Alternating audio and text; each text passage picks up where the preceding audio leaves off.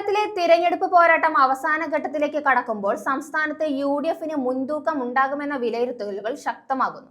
വിവിധ സർവേകളും രാഷ്ട്രീയ നിരീക്ഷണങ്ങളും ചൂണ്ടിക്കാണിക്കുന്നത് ഇത്തവണ വോട്ടർമാരുടെ മനോഭാവത്തിൽ വ്യക്തമായ മാറ്റം സംഭവിച്ചിട്ടുണ്ടെന്നാണ്. ഡെമോക്രസി വെച്ച് വെബ് ജേണൽ ഉൾപ്പെടെ തിരഞ്ഞെടുപ്പ് വിദഗ്ധർ മുന്നോട്ട് വെക്കുന്ന പ്രധാന കാരണങ്ങൾ ഇപ്പോൾ വലിയ ചർച്ചയായി മാറിയിരിക്കുകയാണ്. കേരളത്തിൽ ഇത്തവണ UDFന് അനുകൂലമായ രാഷ്ട്രീയ അന്തരീക്ഷം രൂപപ്പെടുന്നുവെന്നാണ് തിരഞ്ഞെടുപ്പ് വിദഗ്ധരുടെ വിലയിരുത്തൽ.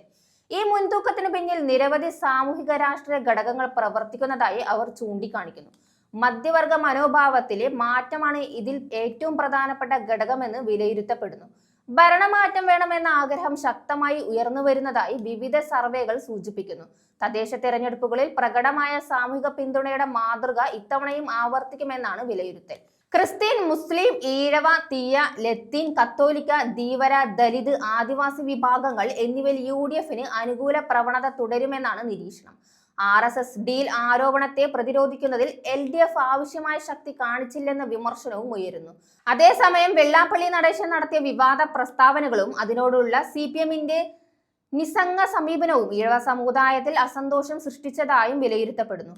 കാന്തപുരം അബൂബക്കർ മുസ്ലിയാർ നേതൃത്വത്തിലുള്ള വിഭാഗം പല മണ്ഡലങ്ങളിലും വ്യത്യസ്തമായ നിലപാട് സ്വീകരിച്ച് UDFനോട് അനുകൂല സമീപനം കൈക്കൊണ്ടതായും നിരീക്ഷണമുണ്ട്.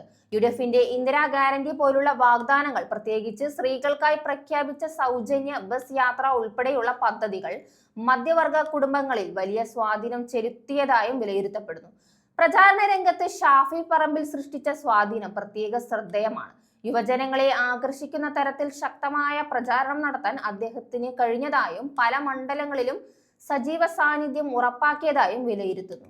അതേസമയം ഇതിന് സമാനമായ ക്രൗഡ് പുള്ളറുടെ അഭാവം LDFന് വെല്ലുവിളിയായി മാറിയെന്നാണ് വിലയിരുത്തൽ. കഴിഞ്ഞ നിയമസഭാ തിരഞ്ഞെടുപ്പുകളുമായി താരതമ്യപ്പെടുത്തുമ്പോൾ കോൺഗ്രസ് സംഘടനാ സംവിധാനത്തിൽ ഉണ്ടായ മെച്ചപ്പെടുത്തലും UDFന് അനുകൂലമായി ഘടകമായി കാണപ്പെടുന്നു.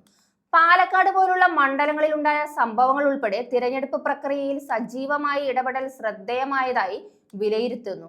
ഇതിനൊപ്പം BJP പ്രധാനമായും കോൺഗ്രസിനെ ലക്ഷ്യമിട്ട് നടത്തിയ പ്രചരണം ഫാഷിസ്റ്റ് വിരുദ്ധ വോട്ടുകൾ UDFലേക്ക് കേന്ദ്രീകരിക്കാൻ കാരണമായേക്കാമെന്ന വിലയിരുത്തലും ഉയരുന്നു.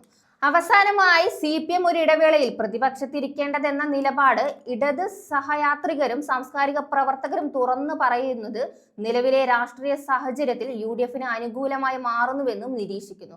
ഇങ്ങനെ വിവിധ സാമൂഹിക രാഷ്ട്രീയ ഘടകങ്ങൾ ഒന്നിച്ചു ചേരുമ്പോൾ സംസ്ഥാനത്ത് UDFന് മുൻതൂക്കം ഉണ്ടാകുമെന്ന വിലയിരുത്തലാണ് ശക്തമാകുന്നത്.